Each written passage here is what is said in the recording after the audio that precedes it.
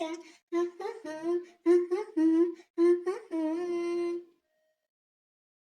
प्यासे प्यासे मेरे लबों के लिए तेरी होठों ने हजार वादे किए, भोले बाले तुझे तो कैसे जी। प्यासे प्यासे मेरे लबों के लिए तेरी होठों ने हजार वादे किए, भोले बाले तुझे तो कैसे जी। अरे हाँ, अरे हाँ, अरे हाँ, ला ला ला ला ला ला ला ला ला ला पिया तू अब तो आजा, सोना सावन महकी आँखें बुझा जा, तन की ज्वाला ठंडी हो जाए। এখনো পর্যন্ত কোনো চান্সই পেলাম না, তার উপর আজকে এত সুন্দর একটা পারফরমেন্স। দে অলওয়েজ খুব সুন্দর গান গায়, তার উপর দেখতেও সেই রকম। তবু জাঙ্কুক ওকে প্রোটেক্ট করে রাখে, এদিকে বলে ওর বাড়ির আশ্রিতা। কিন্তু এখনো দেখো আদতে ওরা কি সম্পর্কে আছে। এদিকে আয়ু ম্যামের সঙ্গে জাঙ্কুকের বিয়ে ঠিক হয়ে গিয়েছে, আর জাঙ্কুক স্যার এমন ভাব করে যেন তে ওর সবকিছু।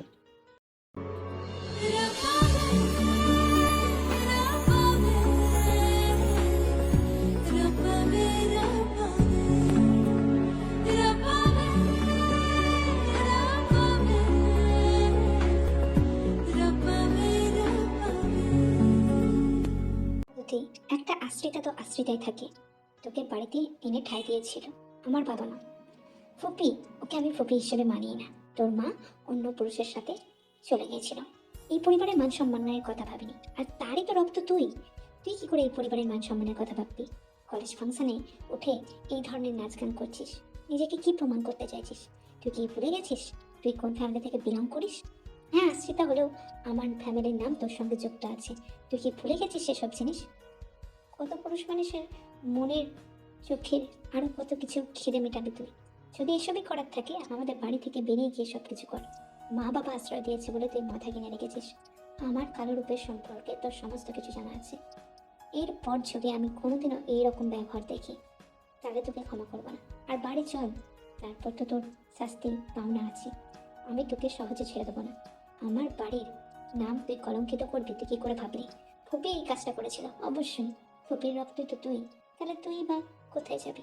আমার মা বাবাকে বারবার বলেছিলাম তোকে বাড়িতে না এনে তুলতে, কিন্তু তারা তারা আমাকে উপেক্ষা করে তোকে ভালোবাসলো, আমাকে দূরে ঠেলে দিয়ে তোকে কাছে টেনে নিয়ে এলো। আর এখন তুই তুই সেই তুই আমার বাড়ির নাম ডোবাচ্ছিস। কিন্তু আমার বাবা মা, তাতেও তাদের কোনো চায় আসে না, কিন্তু আমার তো চায় আসে। লজ্জা করে না বাজারে মেয়ে ছেলেদের মতো সবার সামনে নাচতে, শরীর দোলাতে? তোর মতো মেয়েদের লজ্জা কোথায়? এতবার না হলে ওয়ারেন্টি দেওয়ার পরও তুই অ্যানুয়াল ফাংশনে অংশগ্রহণ করিস, লজ্জা করে না তোর? মামনি, বিশ্বাস করো আমি কিচ্ছু করিনি। আমার বন্ধুরা বলেছিল কোনো প্রবলেম হবে না, আমি এরকম বাজে ড্রেসও পরিনি। জাঙ্কুক ভাইয়া বিধা বিধা আমাকে এরকম বলছে। জাঙ্কুকের বাবার কথা শুনে আমি তোকে কলেজে পাঠিয়েছিলাম। কখনোই ভাবিনি এরকম দিন আমি দেখতে হবে। আর আমার রক্তকে আমি বিশ্বাস করি, কিন্তু তোর মায়ের রক্ত সে তো সবাই জানে। তোর মা কিভাবে এই পরিবারের মান সম্মান ডুবিয়ে অন্য ছেলের সঙ্গে পালিয়ে গিয়েছিল, তারপর তারা তাকে নির্যাতন করে। তোর মায়ের শেষ যাত্রায় আমি তোকে এখানে তুলে এনেছিলাম, মায়ের মতো স্নেহ দিয়ে বড় করেছিলাম। কিন্তু এই প্রতিদান দিল লোকজন আজ অনেক রকম কথা বলবে। তুই নর্মালি নিলেও এটা সবাই নর্মালি নেবে না। এই ধরনের গানে নাচা, তাও আবার সবার সামনে, এটা কোন ধরনের শিক্ষা বলতে পারিস তুই? তোর বান্ধবীরা বললো তুইও তাদের কথায় নিচে উঠলি। আমি ভাবতে পারছি না, আমার আর কোনো ইচ্ছে নেই তোকে কলেজে পাঠানোর। জাঙ্কুক যদি চাই তবেই একমাত্র হবে, নয়তো দরকার নেই। কারণ জাঙ্কুক ওই কলেজের প্রফেসর, আর ও যদি চাই তবেই তুই ওখানে যাবি, নয়তো না। এখন ডিসিশন জাঙ্কুক নেবে। আর আরেম আরেম যদি কিছু বলতে চাই তাহলে আমার সঙ্গে আরেমের সম্পর্কই থাকবে না। তুই একটা অন্য জায়গার মেয়ে হয়ে আমাদের ফ্যামিলির সম্মান নিয়ে এরকম খেলা খেলছিস। আমি কখনো ভাবতেই পারিনি আমার মায়া দয়া দেখাতে গিয়ে আমার ফ্যামিলির নাম ডুববে। জাঙ্কুকের বিয়ে ঠিক হয়েছে আয়ুর সাথে, ওদের ফ্যামিলি কি ভাববে? তুই কিছুই মনে করিস না? তোর কাছে এগুলো কোনো ম্যাটারই করে না? এতদিন ধরে আমি যে তোকে লালন পালন করে বড় করলাম তার কোনো মূল্য নেই তোর কাছে, তাই না? আমার চাপোছাড় হয়ে গিয়েছে, আমি আর নতুন করে কিছু বুঝতে চাই না। যা ডিসিশন নিয়ে আর এবার জাঙ্কুকে নেবে। তাই যা বলার বা বোঝানোর, যা কিছু করার, তা জাঙ্কুকের কাছে কি করবে। ভাইয়া, তুমি আমার শেষ ভরসা, আমাকে ঠুকরিয়ে দিও না প্লিজ। তুমি যা বলবে, যা চাইবে আমি তাই করব, কিন্তু তুমি আমার কলেজের পড়তে যাওয়াটা বন্ধ করে দিও না। আমি পড়াশোনা করতে চাই, আমি নিজের পায়ে দাঁড়াতে চাই, আমি কিছু একটা করতে চাই, প্লিজ ভাইয়া।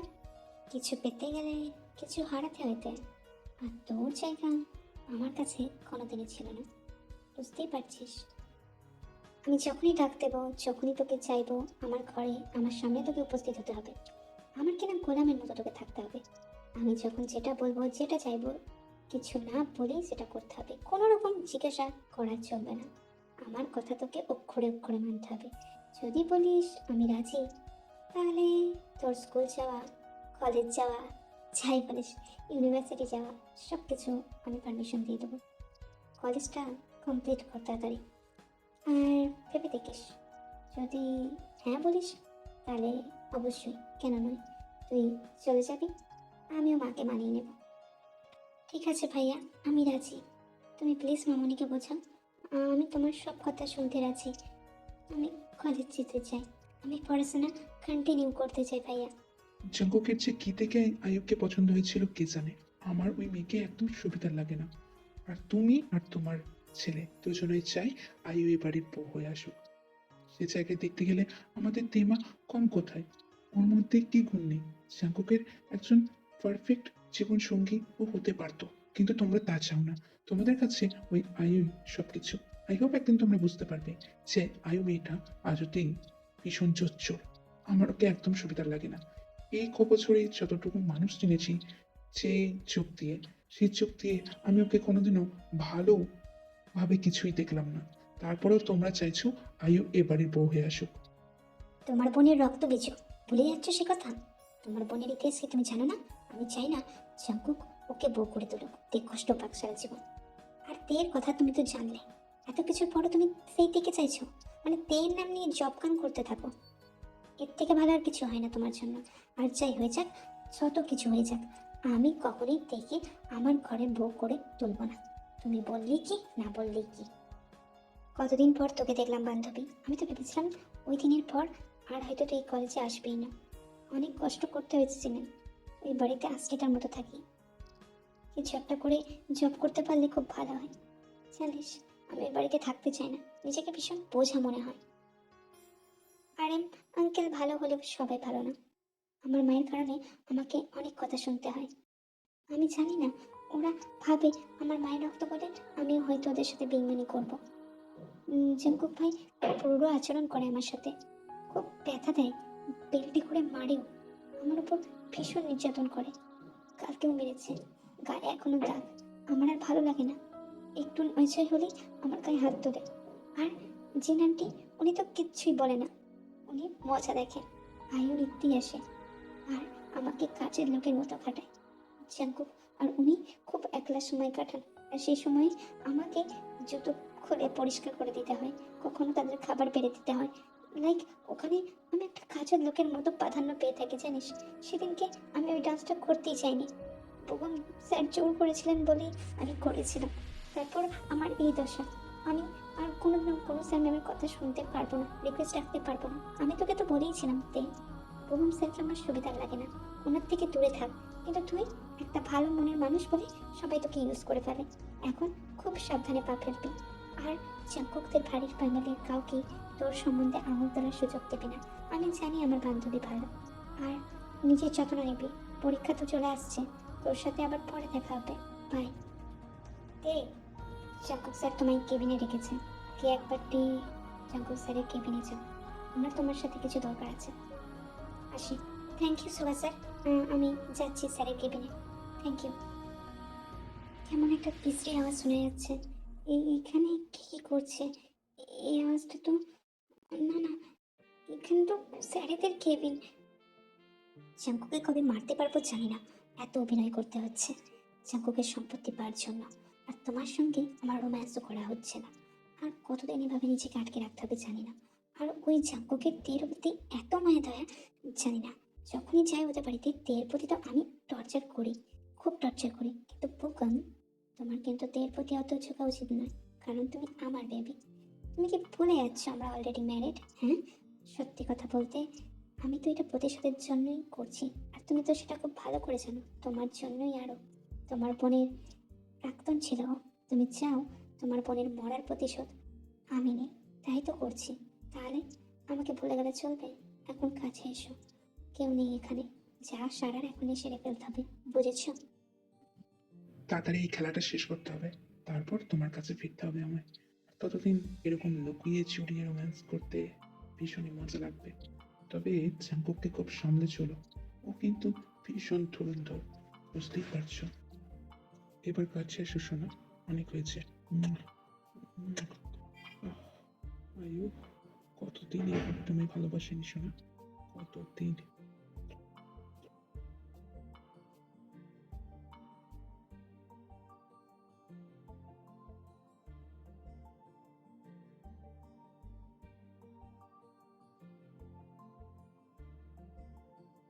কিচ্ছু হবে না শোনা, you need to be calm down. I need to make love with you. Shona, you are mine. You are mine only. Are you? You are mine. আমি ইয়ার্স, আমি ইয়ার্স অনলি। আমি যা শুনলাম কেউ বিশ্বাস করবে না আমি জানি, কিন্তু আমাকে এখান থেকে বেরোতেই হবে। কেউ যদি আমার এই অবস্থায় থেকে ফেলে তাহলে ব্যাপারটা বিশ্রী হয়ে যাবে। আমি জানি হয়তো জাঙ্কুক ভাই আমাকে আবার পানিশ করবে, কিন্তু আমি এখান থেকে বেরিয়ে না গেলে আমি ধরা পড়ে যাব, আর এটা কখনোই ভালো হবে না। আমাকে এখান থেকে এখনই বেরোতে হবে, এক্ষুনি।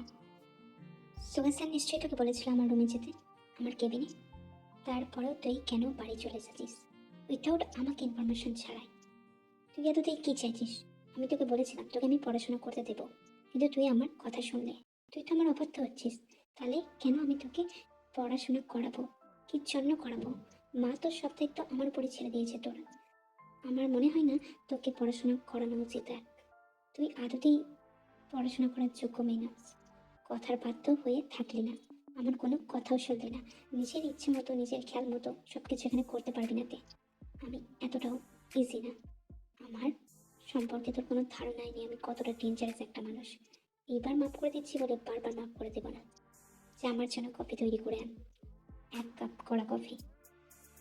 ভাইয়া, এই নাও তোমার কড়া কফি। আর আয়ু ম্যাম ভালো না, তুমি ওনাকে ব্রেক করো না ভাইয়া। ওনার বকুম স্যারের সঙ্গে অন্যরকম সম্পর্ক আছে। তুমি একটু ভালো করে খোঁজ নাও ভাইয়া, ওনাকে বিয়ে করো না।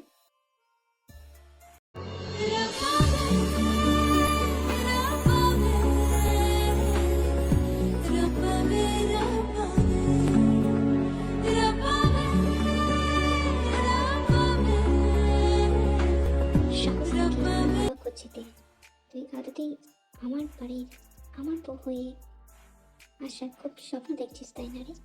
কিন্তু তোর মতো মেয়ে লাগানোর জন্যই ঠিক আছে, অন্য কিছুর জন্য না। আশা করি তুই বুঝবি। আর তোর কি করে সাহস হলো আয়ন নাম নিয়ে উল্টো পাল্টা কথা বলার?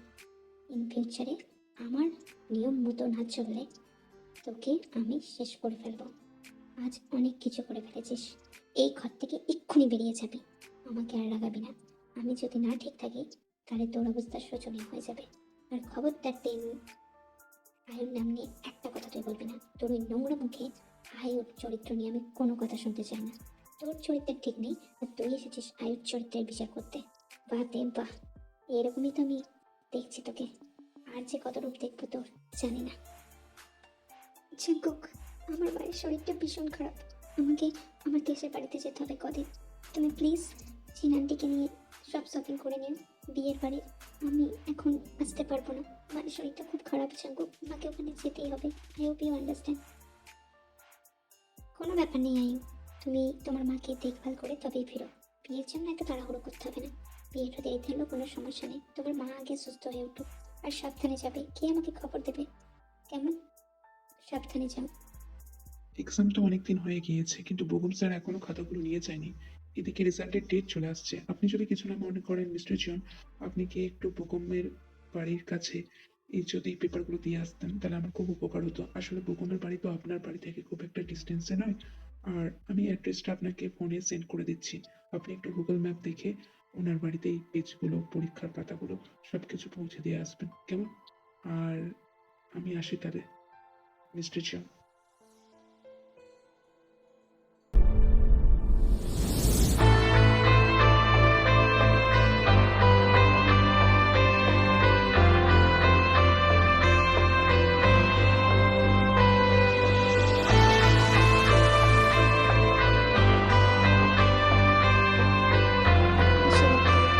কি বলেছিলাম, আমি ওকে ভুল বুঝেছিলাম।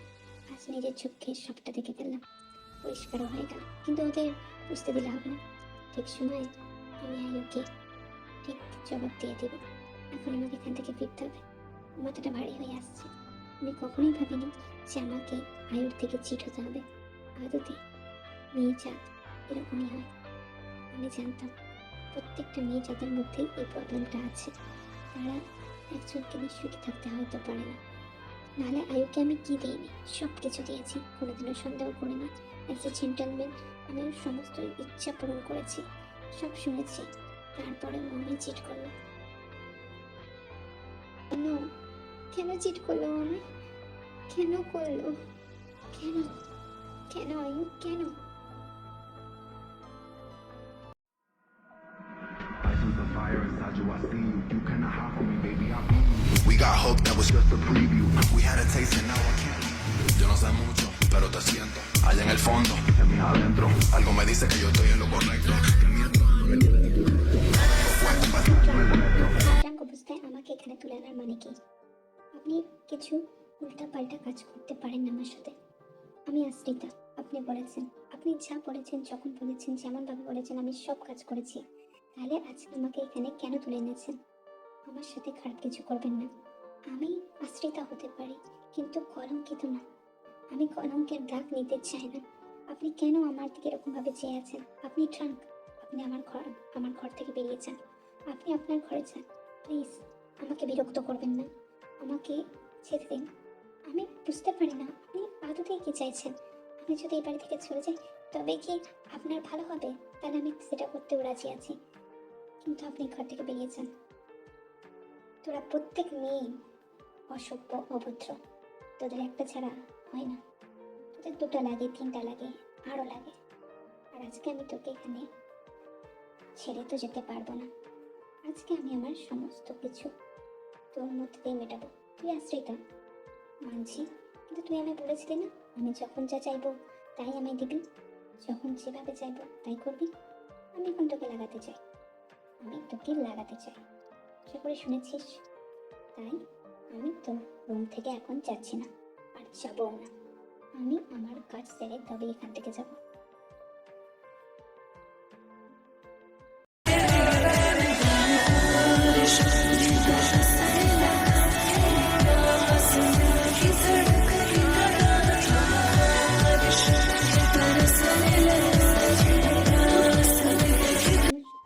আমার সাথে করতে পারেন না। আমি আপনার পায়ে পড়ছি, আমার সর্বনাশ করবেন না ভাইয়া, ছেড়ে দিন। আমি ব্যথা পাচ্ছি, ছেড়ে দিন ভাইয়া। আমার ভীষণ কষ্ট হচ্ছে, ছেড়ে দিন। আমার খুব কষ্ট হচ্ছে ভাইয়া, ছেড়ে দিন প্লিজ, প্লিজ ছেড়ে দিন। আমার এত বড় সর্বনাশ করবেন না ভাইয়া। আমি ছাড়ছি না, আমি আজ তোকে কিছুতেই ছাড়ছি না। তাই আমার যা করার আমি তাই তোর সাথে করবো। তুই তো আমায় বলেছিলি কলেজে চান্স করে দেওয়ার জন্য আমি যা বলবো তাই করবি। তাহলে এখন আমার মতো তুই কথা শোন, আমাকে একটু তোকে ভালোবাসতে দে, প্লিজ দে, প্লিজ। জাঙ্কুকের পাশবিক অত্যাচার চলতে থাকে, সে সহজে থামে না। আয়ের প্রতি রাগ, ক্ষোভ এবং বিচ্ছেদের কারণে সে তের উপর ঝাঁপিয়ে পড়ে এবং সারা রাত তাকে ভোগ করতে থাকে নির্দ্বিধায়। তার জন্তুর ন্যায় ব্যবহার তাকে ভীষণ কষ্ট দিচ্ছিল। সে নিজেকে সামলাতে পারছিল না, কিন্তু জাঙ্কুকও তাকে ছাড়ছিল না কোনো মতে। ভোর রাতে তেকে জাঙ্কুকে রুম থেকে ঘোরাতে ঘোরাতে বের হতে দেখে জিন সন্দেহ করে বসে। জিনের আশঙ্কা আরো দীর্ঘ হয়, গভীর হয়, যার কারণে জিন তেকে কোনো কাজ থেকে রেহাই দেয় না, তার উপর আরো কাজ চাপিয়ে দেয়। ইচ্ছে করে তার খাবারে বেশি তেল, মশলা এবং নুন দিয়ে দেয়।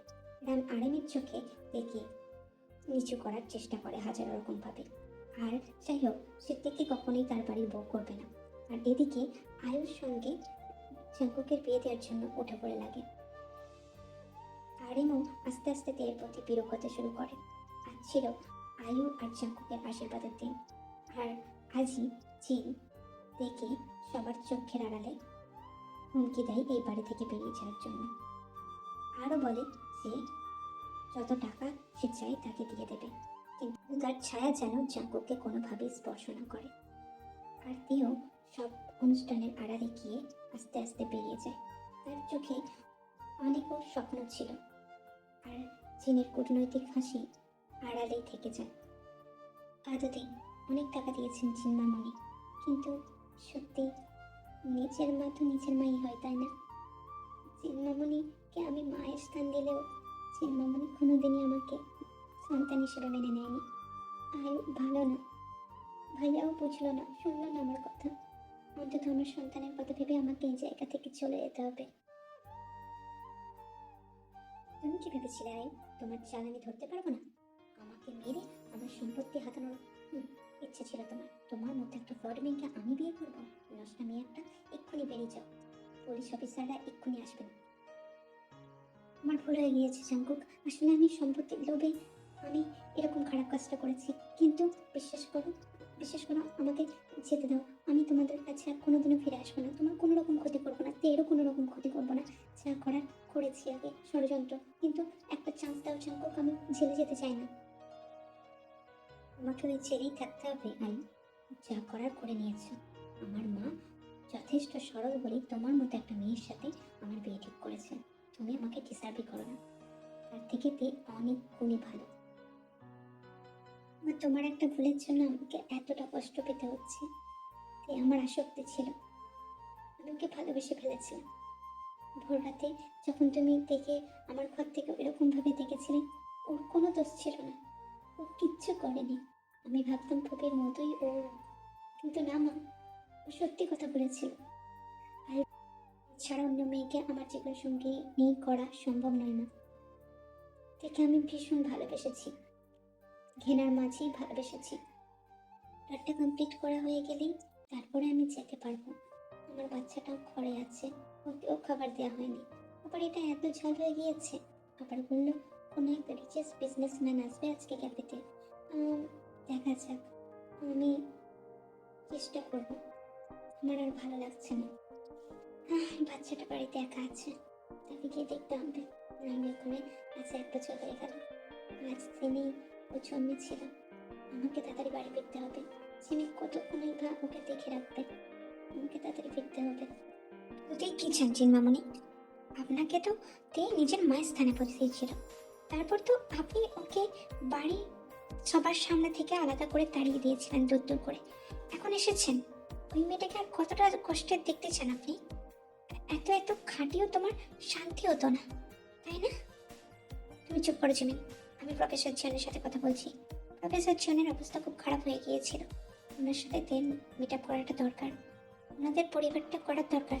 কিন্তু জিন আন্টি যদি আবার থেকে কষ্ট দেয়, তাহলে কিন্তু আমি ওদের কাউকে ছাড়বো না। তুই আমার খুব কাছের বান্ধবী, বান্ধবী কম বোন বেশি। আর তের যদি কোনো ক্ষতি হয়, আমি ওদের ছেড়ে কথা বলবো না। ওরা তের কাছে যেতেই পারে ক্যাফেতে, কিন্তু তের যদি এক বিন্দু ক্ষতি হয়, আমি ওদের কাউকে ছাড়বো না। তুমি বলে দাও সুগা। আর জিন আন্টি প্লিজ, আর তের সাথে এরকম নোংরা ব্যবহার করবেন না।